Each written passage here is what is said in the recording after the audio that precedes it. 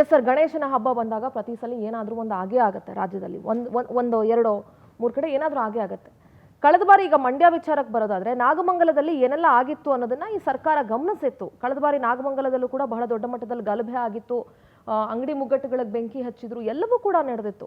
ಅದಾಗಿ ಪುನಃ ನಿನ್ನೆ ಮದ್ದೂರಲ್ಲಿ ಗಣೇಶನ ಮೆರವಣಿಗೆ ಹೋಗುವಂಥ ಸಂದರ್ಭದಲ್ಲಿ ಮಸೀದಿ ರಸ್ತೆ ರಾಮ್ ರಹೀಂ ನಗರ ಅಂತ ಏನು ಬರುತ್ತೆ, ಅಲ್ಲಿ ಮಸೀದಿ ರಸ್ತೆ ದಾಟಬೇಕಾದ್ರೆ ಮಸೀದಿಯಿಂದ ಕಲ್ಲು ತೂರಾಟ ಶುರು ಆಗುತ್ತೆ. ಪುನಃ ಇಲ್ಲಿಂದ ಕೌಂಟರ್ ಕಲ್ಲು ತೂರಾಟ ಮಾಡ್ತಾರೆ, ನ್ಯಾಯ ಬೇಕು ಅಂತ ಅಲ್ಲೇ ಕೂತ್ಕೊಳ್ತಾರೆ. ಪರಿಸ್ಥಿತಿ ಉದ್ವಿಗ್ನಗೊಳ್ಳುತ್ತೆ. ಪುನಃ ಇವತ್ತು ಬೆಳಗ್ಗೆ ಎಲ್ಲ ಸಾವಿರಾರು ಜನ ನಿಷೇಧಾಜ್ಞೆ ಜಾರಿ ಮಾಡಿದ್ರು, ಸಾವಿರಾರು ಜನ ಹಿಂದೂ ಕಾರ್ಯಕರ್ತರು ಸೇರ್ಕೊಳ್ತಾರೆ, BJP ಅವರು ಸೇರ್ಕೊಳ್ತಾರೆ. ಸರ್ಕಾರ ಈಗ ಆಲ್ರೆಡಿ 21 ಜನ ಅನ್ಯ ಕೋಮಿನವರನ್ನ ಬಂಧನ ಮಾಡಾಗಿದೆ. 60ಕ್ಕೂ ಹೆಚ್ಚು ಜನರನ್ನು ಬಂಧಿಸಿದೀವಿ, ಇದರಲ್ಲಿ FIR ಆಗಿದೆ ಅಂತ ಹೇಳ್ತಾರೆ. ಅದರ ಅಧಿಕೃತವಾಗಿ 21 ಜನರನ್ನ ನಾವು ಅರೆಸ್ಟ್ ಮಾಡಿದೀವಿ ಅಂತ ಹೇಳ್ತಾರೆ.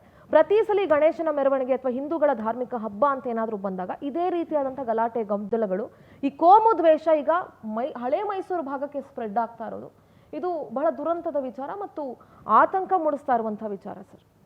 ಅಂದರೆ very clear. Last year Nagamangala, ಈ ಸಲ ಮಂಡ್ಯ.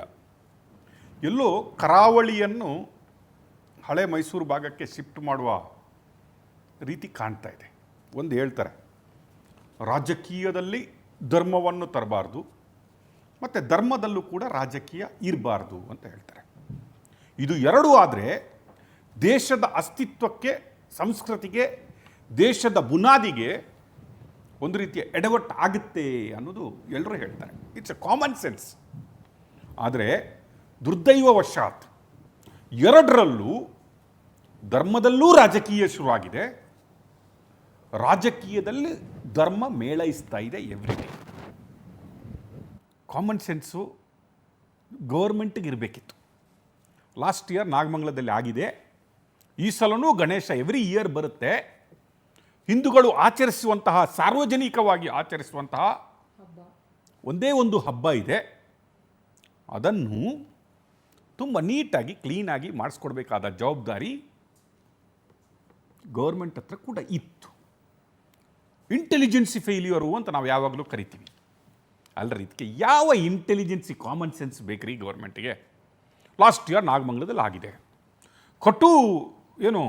ಸುಪ್ರೀಂ ಕೋರ್ಟ್ ಆದೇಶದ ಮೇರೆಗೆ ನೀವು ಕಟ್ಟುನಿಟ್ಟಾಗಿ ಈ ಸಲ 10 ಗಂಟೆಯ ನಂತರ ಯಾರೋ DJ ಯೂಸ್ ಮಾಡಬಾರ್ದು, 4 ಸ್ಪೀಕರ್ಗಿಂತ ಜಾಸ್ತಿ ಹಾಕಬಾರ್ದು, ಅಲ್ಲಿಂದ ಈಗ ಮುಗಿಸ್ಬೇಕು ಅಂತ ಎಲ್ಲ ಕಟ್ಟುನಿಟ್ಟಿನಲ್ಲಿ ಮಾಡಿದ ಗೌರ್ಮೆಂಟ್ಗೆ